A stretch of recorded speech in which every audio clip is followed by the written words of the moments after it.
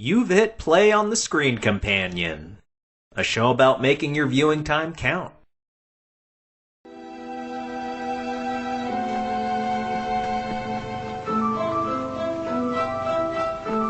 So here we are, foreign coming-of-age movies, the topic everybody asked for, like all 10 of my listeners in Europe and Asia. We have reached the other side of the Atlantic. There are people in Germany listening, France, the UK, India, Russia. I did not know that. Yeah, you guys have something to say to Putin. Say it right now. Is he an avid listener? I'm going to assume the couple hits I've gotten in Russia, one of them has to be him, because he controls all media, right? Oh, you think he's poring over the data before he lets anyone else listen to it? Exactly. Well, hello, sir. Stop bombing people. We don't want to be thrown out of any windows. Let's just move on. I think it's also why I haven't had any hits yet in China or North Korea. Oh my. I'm too much of a revolutionary. They can't have their people listening to me. Kim Jong-un is a Speed Racer fan. Oh. That's especially why he doesn't want to listen to us, because we just tore that apart, didn't we, John? Well, yes. Yes, we did. We're talking today two movies, El Sur from 1983, a Spanish movie, as well as My Life as a Dog from 1985, a Swedish film. Let's discuss a little about coming-of-age movies to begin with. John, what do you think is appealing about the subject matter? Everyone can remember coming of age. They remember being that age and coming up. I think a lot of us wished it was more like a movie. Not necessarily these two movies, but I think a lot of people wished it was like a movie where cool stuff happened and they met cool adults. But, you know, you just got a cranky old grandpa who's angry at minorities for no reason. How about you, Andrew? What do you think? Well, for me, I guess I just like the coming-of-age, not genre, I guess, but the movies just, because sometimes it is nice to see something where it's that universal or almost universal experience where, like, everyone can watch a movie and at least take something maybe different from it. We can all look back as adults and be like, oh, yeah, I remember that, or, oh, that's what that really was, that one summer, I had something like that. Yeah, I mean, like John said, I mean, these movies are different. It's far from The Sandlot, but they were good. Max, what do you think are some of the pitfalls in these type of movies? I guess maybe some of the scenarios where it's like, yeah, I can see this happening to some people, but a lot of us probably just have more boring, normal in loosest terms, childhood's just kind of growing up is like, yeah, this isn't going to happen. This isn't a thing that a lot of people in my neighborhood went through. But maybe I could just be a small minority and a bunch of us were more quiet about it and don't want to relive it. Emphasis on the minority. Oh, no. I think some of the common pitfalls, you might have bad child actors, which I realized watching these two movies, because they're foreign, it takes some of that away. I can't tell if the kids in these movies are bad actors or not, because they're speaking another language. I don't know. I definitely thought Ingmar, when he looked at people would talk to him, he'd look at them. There was a hate in his eyes. Any favorites come to mind? Andrew mentioned Sandlot earlier, and we definitely watched that a little while ago. That's always a classic. I don't think I've ever met anyone who didn't like it. I know I've seen my fair share, but it's not typically subject matter that I get into that much. Because then you end up in a loop reminiscing and going back. Never look back, always go forward. Solid advice.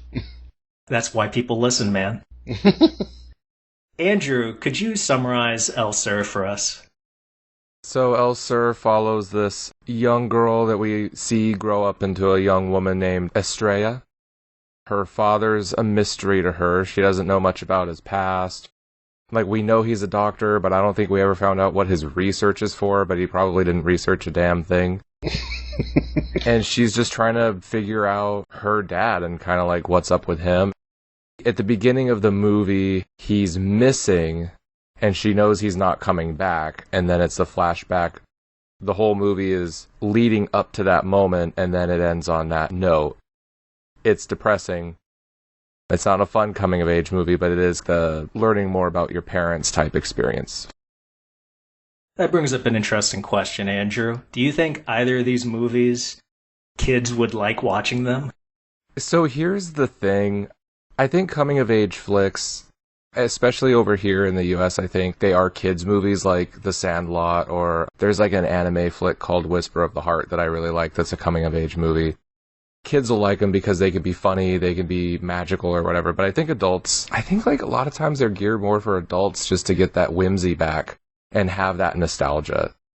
I think with these particular coming of age movies, they are for adults. They're not for kids. I can't imagine a kid liking these movies. Max, what were your initial feelings right after you watched El Sur? Felt a little weird because I'm usually used to films from around that era fading to black, but more gradually. And this one was literally more of a, alright, I'm gonna go to the south. I'm gonna go with my other relatives. And just like that, it's over. It's like, wait, what? Yeah, it's kind of funny it's called the South, but we never get to go to the South. Yeah, I was there for a while watching this, and that was the build-up just to this? Felt a little empty, a little hollow. I needed a minute, yeah. I definitely, went into the kitchen and probably just watched a pot of water boil for a minute, and it felt empty almost, a little depressing, and you're right, it totally ended quick, a lot quick. Are there any particular Spanish cultural details that stand out to you guys? You could tell the movie is supposed to be back in the day and everything. I think the experiences that they show are pretty universal. I think My Life as a Dog is more culturally Swedish than I would say this is Spanish. The bigger thing I noticed was more about the time difference than cultural difference. Seeing the way people had to go around and it's like, hello, is this so-and-so's house? Oh, it is? Okay, we're at the right place. Oh yeah, you didn't have Google Maps or a real map back in the day. You just kind of had to go somewhere and hope you'd get there. Hope and pray. There's a lot of parallels between these two movies, and isn't it weird? They were both filmed in the 80s, but they're about the 50s. People find whatever happened 30 years ago to be more relatable. At this point, I think most of us are harking for an 80s film. Oh, that's such a cool era. They probably felt the same way back in the 80s. Maybe that's why Stranger Things is so popular. I think for El Sur, putting it in the 50s allows it to be just after World War II. It's just after the Spanish Civil War. So all the adults in that movie basically are going to have PTSD to some degree. It helps amp up the depression. Yeah, it amps up the depression Andrew mentioned earlier. Remember Ryan from Franco? Yeah, that was fun. That was fun. And he killed that poor little girl for Pan's Labyrinth. I think the whole stuff around the First Communion, there are a couple of scenes of that, and that feels pretty Spanish. Not exclusively Spanish, but definitely outside of my wheelhouse. That was kind of interesting to watch that play out. That scene was actually very relatable to me in the sense of what's a First Communion? I don't know. Did the adults know? No, not really. We just hang out and we just go and do this thing. Eat the wafer, mumble the words. Yeah, could I get more sugar on this wafer, please? Yeah. It's pretty stale. I don't think the priest washed his hand before. I don't think any of us grew up religious backgrounds. Not very religious, but I did practice when I was in elementary school. Yeah, about same here. Yeah, that's about little kid. Did you guys go to Sunday school ever? Yeah. Yes. Oh. It happened on Saturday because the church was for Sunday. Yes, there was production trouble, and this film does end abruptly, and even the director considers it an unfinished film. Andrew, barring that, does it really come off as unfinished to you, or is it pretty much whole? I think it tells a pretty whole story. It is an abrupt ending, but I feel like there are other movies like that. I think No Country for Old Men, that just ends very abruptly. You see the ending, you know what happens, and kind of okay, she's going away now. It just kind of wraps itself up. And now knowing that there was supposed to be more movie, it does make sense. This is what I got from a 2003 interview that the director Victor Risi did. He said it will always be an unfinished film, and he mentioned that it was an 81-day shoot that was halted after only 48 days. he edited what he had based on an agreement with the producer that they'd ultimately complete the original film he had in mind. But then it went to Cannes, got great reviews, then it got released in Madrid and got plenty of acclaim. And then the producer said whether it was complete or not had become a purely academic issue at that point, and they weren't going to finish it. And to hear the director do the interview and see him, it's like he's talking about a family member that died. He does not look like a happy man whenever he talks about this movie. Could you imagine if they stopped Ridley Scott from doing like the last 20 minutes of Blade Runner and we never got the Tears and Rain speech? Maybe there's a Tears and Rain speech that Arisi had in mind and we never got to see it. It'd be so much more beautiful in Spanish. Max, how would you interpret the meaning of the film? What's it trying to say? Personally, I took it as more of a just be happy with what you have. Just try and enjoy your parents while they're around and try and learn about them as much as you can. The daughter was doing her best to learn a lot about her father because, yeah, he was a big old mystery and a question mark. She also started digging into, like, her father's past, like, oh, what happened between him and Grandpa? And that's when I started getting a bit more invested. Like, yeah, what did happen there? Tell me more about this Grandpa. And are we going to learn more about him when she goes to the South? Oh, wait, the movie ended. 10 or 20 minutes adding to the end of the movie to just show a little bit of that, I probably would have been a bit more satisfied. Remember, they still had 30 days. They had plenty of days left on the schedule that they never did, so there's probably like a whole hour missing from this movie. We don't need an hour, just 10 minutes, please. It was already long enough. What the director wanted was to actually go down south with the main character, and she would connect with this boy who turns out to be her half-brother.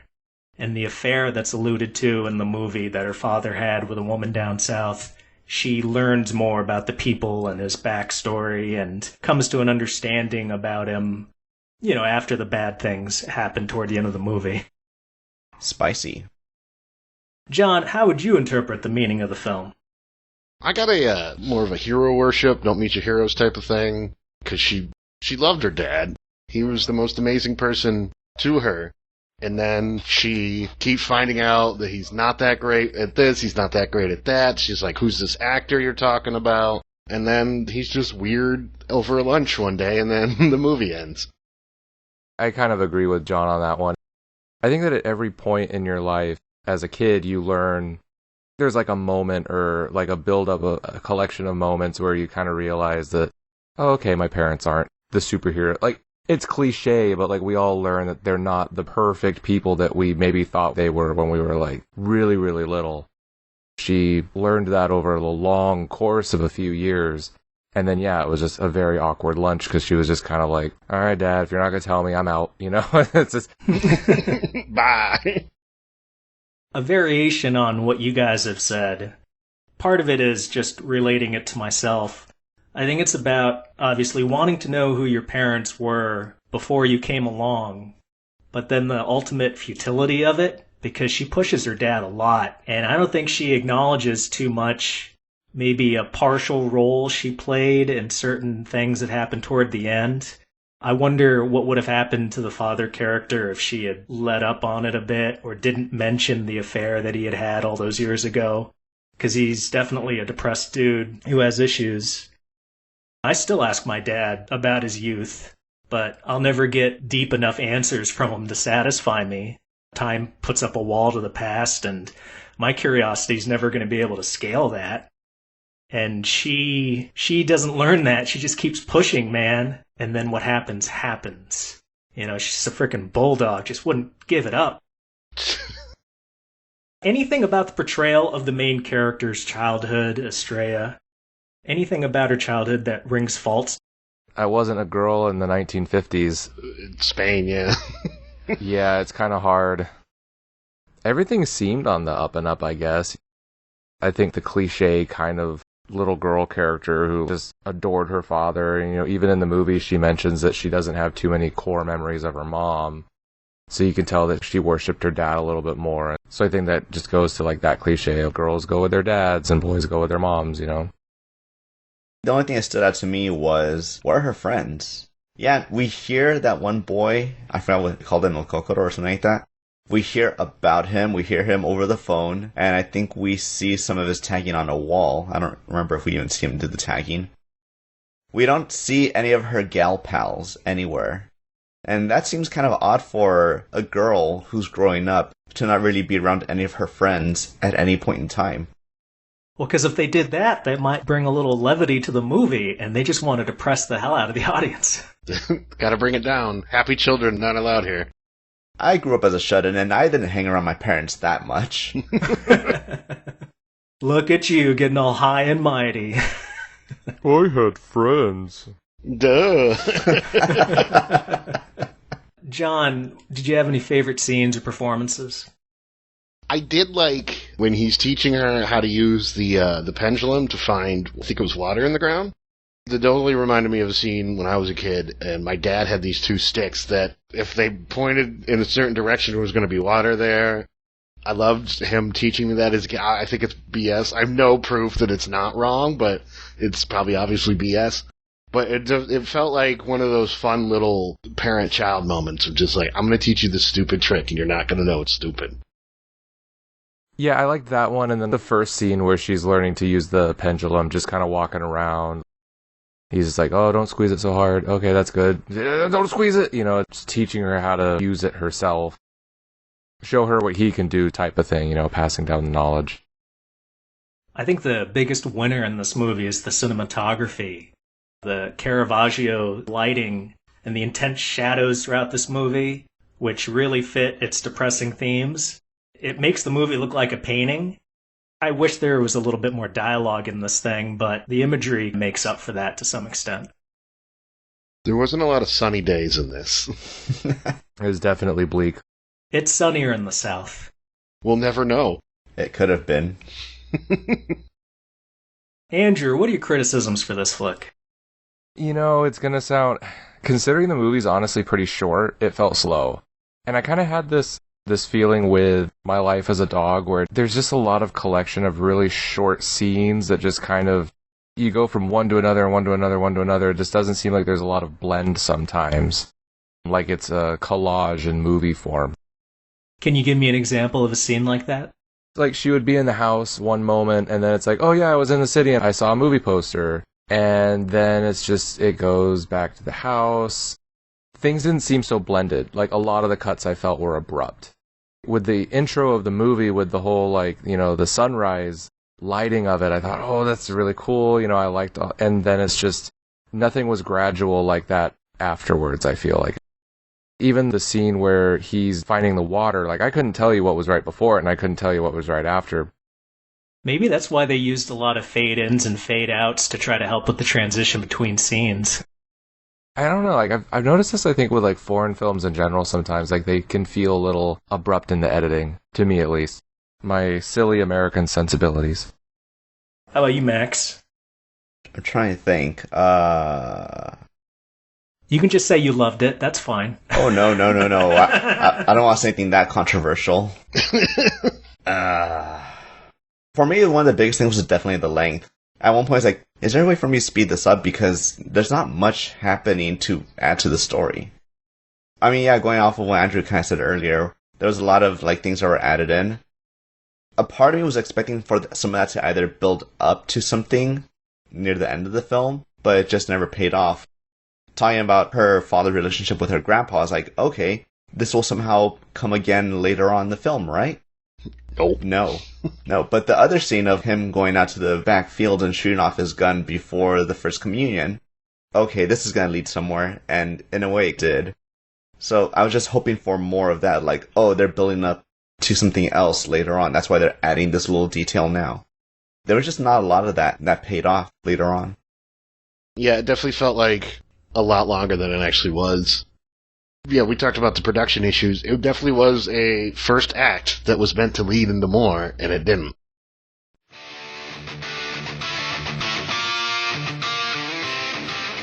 Well, let us go on to RAT, Random Asinine Thoughts and Trivia. This is where whatever weird ideas popped into our heads during watching the movie, this is when you can come out with it and just say random ass stuff. Andrew, do you have anything random you want to share? No, not really. I didn't have a lot of those random thoughts during this one. Yeah, like it was just so bleak. Like, Only other thoughts I did have was, these people seem pretty comfortable, and this guy is just, his biggest issue is, oh, I couldn't simp enough for this one chick that's way far away. Oh, my heart is really hurting. And that leads to what I thought was kind of well, for me at least, a bit of a funny scene in a dark way, where the little girl's hiding under the bed in protest, and she's not responding to anyone. And then he's on the floor above, tapping his cane, kind of being like, I know you're there. I don't care. I'm not even gonna bother. It's like, damn, dude. He knows what's up. Yeah, he's really good at that passive child abuse. Psychological scarring lasts so much longer. I'm taking notes. This is gonna help me later on. John, you got any rat? First of all, the movie, it came out in 83, and I was born in 83, so I think someone called it old earlier, and that kind of hurt my feelings. I was just looking at the dad, the actor who plays the dad. Apparently he's Italian. That's weird. And then thinking about that scene where he's writing the letter to the actress from the movie, and how most of the letter was just a critique of the film. Like, because they didn't explore more of that, I think he was just, because he knew the one actress, he's just like, I'm going to be a critic. This is my moment to be a critic, and I know one of the actors in the movie, and be like, you were great. The guy who shot you was great. Obviously you didn't die in real life, but the two main actors are terrible. Yeah, there's a quirkiness about that letter. It feels like it belongs in a Woody Allen movie. Yeah. Well, my bit of rat for you. So we see Estrella at 2 points in her life as a 8 or 9-year-old girl, and then also as more of a teenager. And the teenage version, she gets screwed over in this movie because it is unfinished. She appears in the first scene, and then it's another hour before she appears again in this 90-minute movie. So if they had shot the rest of the movie, you know, she would have been there a lot longer than she was, and that's too bad. I hope she got paid for the whole movie, though. I don't know, the producer sounded pretty miserly, like he didn't want to spend any more money on it. That was probably like one of the reasons he cut production, was just like, I don't have to pay this kid. Let's go from 1983 to 1985 with My Life as a Dog. John, summarize it for us. My Life as a Dog is about young Ingmar, whose mother is dying. Well, she's sick. And he gets sent away to live with his aunt and uncle in, was it Small Town? I believe is what they called it. And he meets eccentrics to the town and comes of age, if you will, if we were to go with the subject of the podcast today. Max, what were your initial feelings? I was honestly a little weirded out because it's a Scandinavian film. It's like, alright, this can either go in a really weird, twisty way, or it can go into a really dark way. This was one of those movies where it candy coats how much of a bummer it is, with the eccentric villagers and wacky scenarios. Because really, the main character, he's put through the ringer in this movie. There are plenty of kids that have rough childhoods, and it feels weird to see the underlying sadness punctuated with some eccentric, funny characters. But that's what happens in, I think, a lot of real-life situations. Something's bumming you out, and then all of a sudden something funny happens. I guess I wish we knew what his mom was sick with. I mean, I could take a guess, but it just, the way the movie makes it sound is this, she had like, my kids are awful-itis and it killed her. It's just a bummer. Well, she was a single mom with 2 boys to raise. That could be it. Technically, she wasn't single. Didn't she have a husband, but just not there? He, like, did banana farming or loading. He was on the equator. Yeah, he's a sailor. Are there any particular Swedish cultural details that stood out to you guys? I've seen this in a few Swedish movies. People, like the older men, just love reminiscing about hot ladies with small children, and that was... that's always odd. There was that scene where he's sitting with his uncle and he's going through the book, and the uncle's pointing to each picture of the lady, and he's just like, her boobs are warm, her boobs are soft. It was a manly time back in the 50s. It was. All over the world. He's like, hey, 9-year-old child, do you want to have coffee with me on this house I built in someone else's property, and I could show you pictures of ladies' boobs if I'd touched? Boobs everywhere. Just a lot of boob and a lot of boob talk. Mm-hmm. European sentiment of don't be so uptight about boobs, I guess. If I ever meet the director, Lasse Hallström, I'm going to have to tell him he failed in that regard. I felt a little uptight at certain moments in the movie. I'm sure you guys can relate. Oh, yeah, there was one boob scene that did not need to be in there. To be fair, as a coming-of-age story, I think kids would like this more just because boobs. Oh, this is exactly what I want as a kid.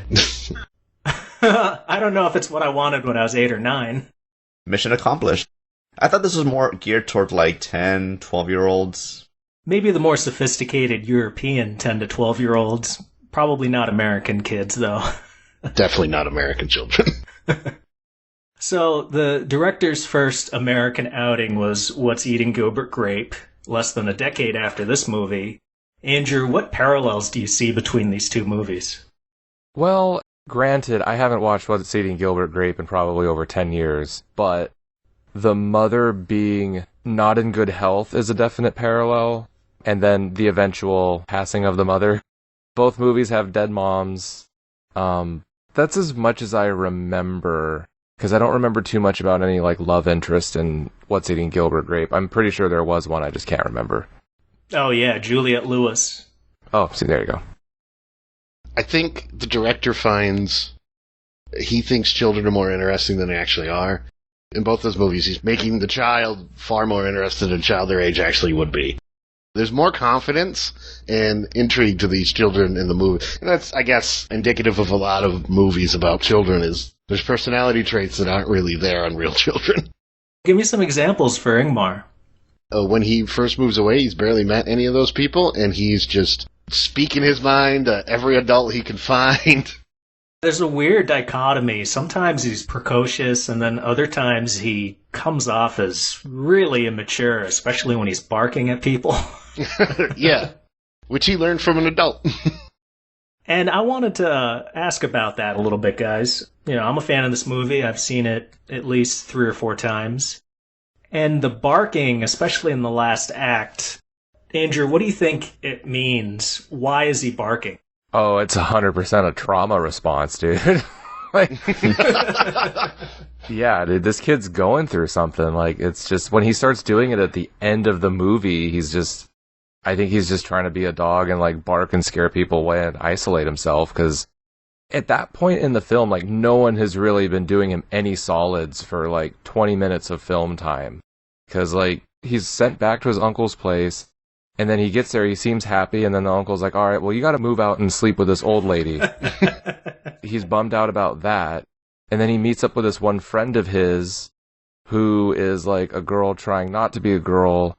And then she's like, hey, show me your wiener. He's like, no. And she's like, well, I bet it's small. And she tackles him in a barn trying to look at it. She tackles him. Then he goes to a party because this other girl likes him, and this girl, like, comes over and ruins it. So, like, she's bullying him because she's feeling rejected. You know, then she's like, oh, your dog's been dead the whole time. And then she beats him up and sends him flying off of the second story of a barn. And he just gets up and runs away. He's not even injured, which good for him.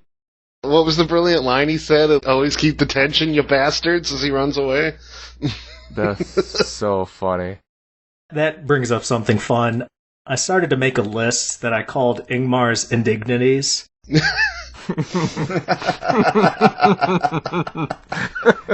Max, I want you to mention a few more. What other terrible things happened to this kid in the movie? Oh, God. I don't know, I felt pretty embarrassed just watching him.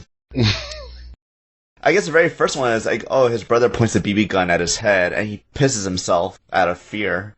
The brother has no sympathy at all. Like, why'd you piss yourself? All I was doing was pushing a barrel into your face. Pointing a gun at your skull.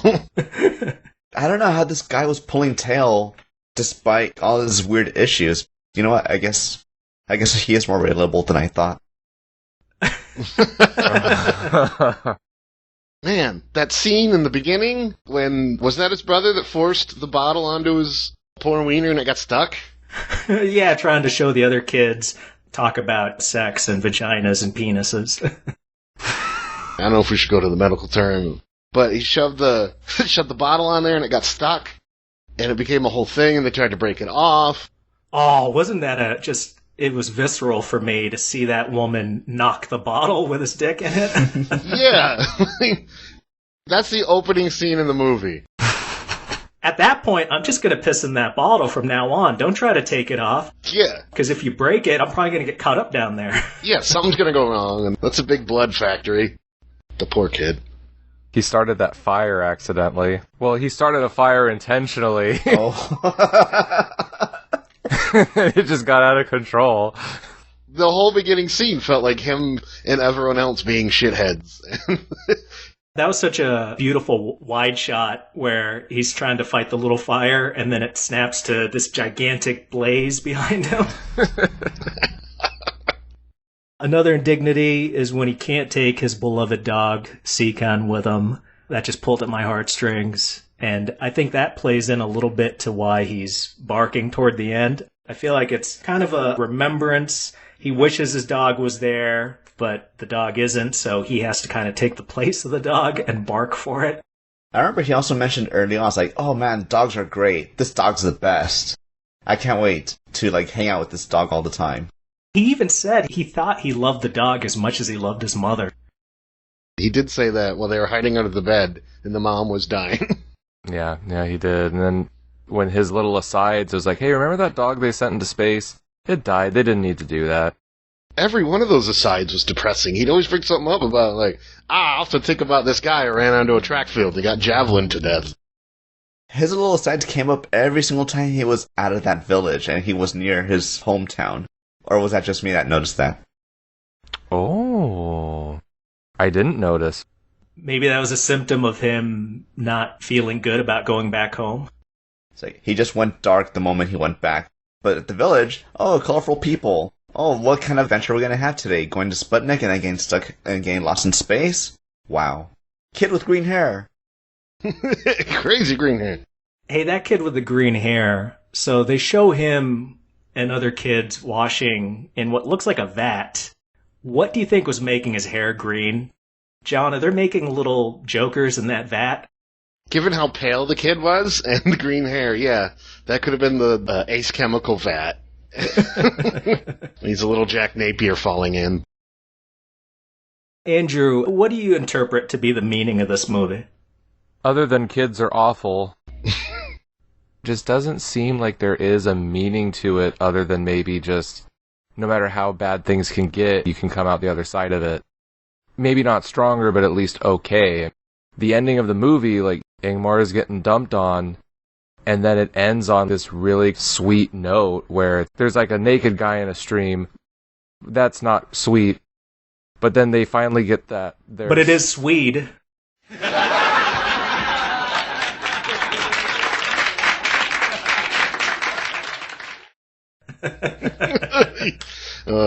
I couldn't help it. Come on. Are you going to edit in a laugh track to that? No, I don't need to. It's hilarious. People will laugh for me. Okay, yeah, sure. But then it went back to that childhood, they finally got that spaceship thing working and then it threw them into the mud. But for a hot second, I thought one of those kids is dead. The way this movie's going. Ingmar's a quadriplegic now. Aw, jeez. How about you, John? Do you interpret the movie at all differently? There's some escapism to it. I thought when I read the synopsis there was going to be more fantastical element to it, of bigger stuff, but I think it's what Ingmar needed.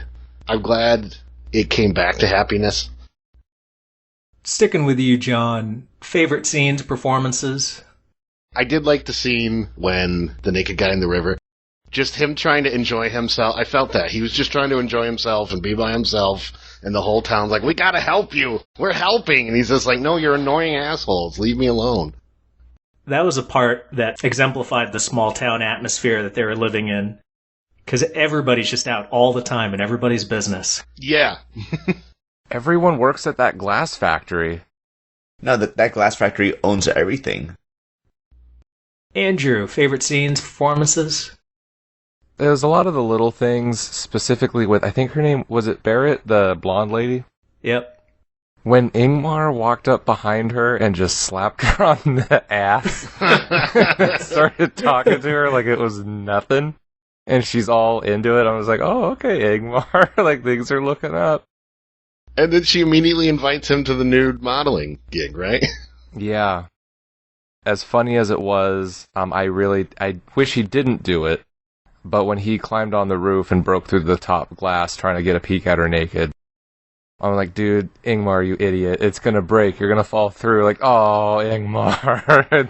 Just, all the quick editing in that, it felt like a horror scene. yeah, it was funny. Oh, God. This movie had so much cringe for me. I was like, oh, kid. Dude, come on, please. I kept feeling that throughout most of the time, but for me, it was probably more the boxing scenes. Just kind of them hanging out, trying to chill. It's like, yeah, this is just something we do every now and then. We just pummel each other. Here, come on, give it a shot. I really loved Mr. Arvidsson, the bedridden old man downstairs. Oh. Those scenes where he's making Ingmar read the ladies' underwear catalogs to him, and he gets off on that.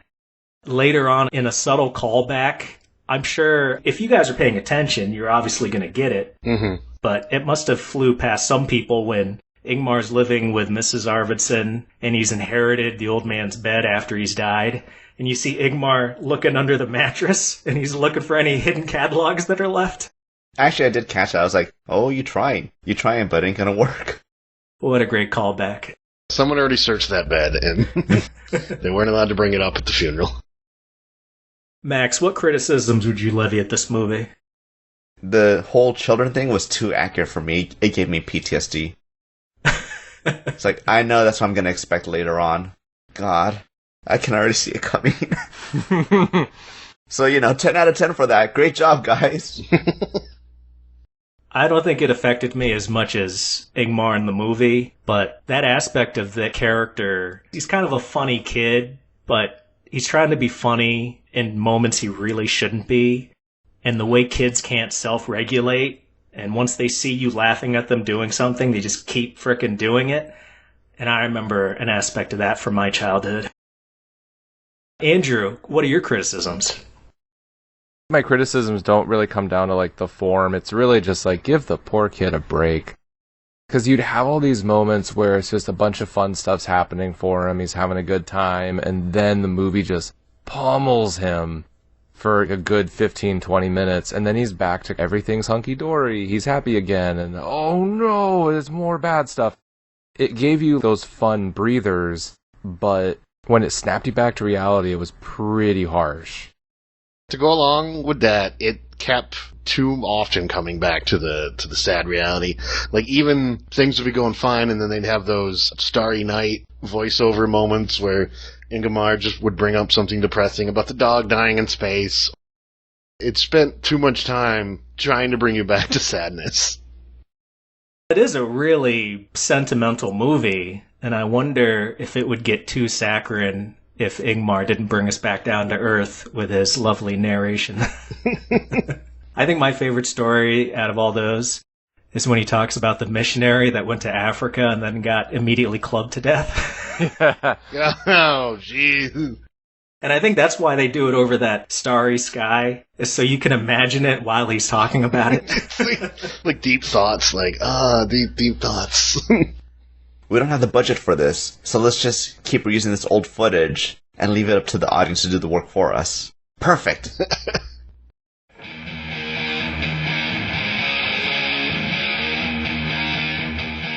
Moving on to our second round of Rat. Do you guys have any random thoughts for me? How could that kid get, 2 or 3 different girlfriends? There's plenty of other boys everywhere else. Scene 1, I'm gonna cut my thumb, lick it, okay, now we're married. Alright, sure, I can see that being a thing kids do, but then she kept hanging out with him. It's like, oh, this isn't more than just being friends, this is you care about him, and, well, that's cool, I guess. Going to the new town.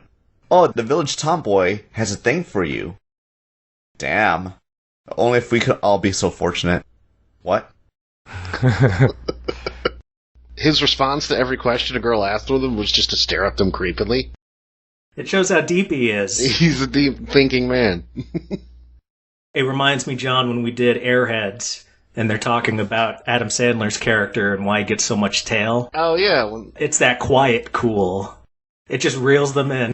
too dumb to say anything thoughtful, so he doesn't speak. For me, I got a couple for you. So, I saw this movie on Blu-ray Criterion. Through the magic of high res, there's a moment where Ingmar's blonde-headed girlfriend at the beginning, she has some dialogue, and you can just see a mosquito land on her cheek. I noticed that too, yeah. I noticed something else, though. Yeah? During that one scene where I think he was going back to his hometown, he was on the train. They were recording that from a helicopter. You can see the little helicopter leg, like, in the shot. I did not catch that. I didn't catch that either. What is this? According to Kurt Vonnegut, Uh-oh. it's his and Stephen Wright, the comedian. It's both their favorite film. That seems like a Stephen Wright dry humor favorite movie type.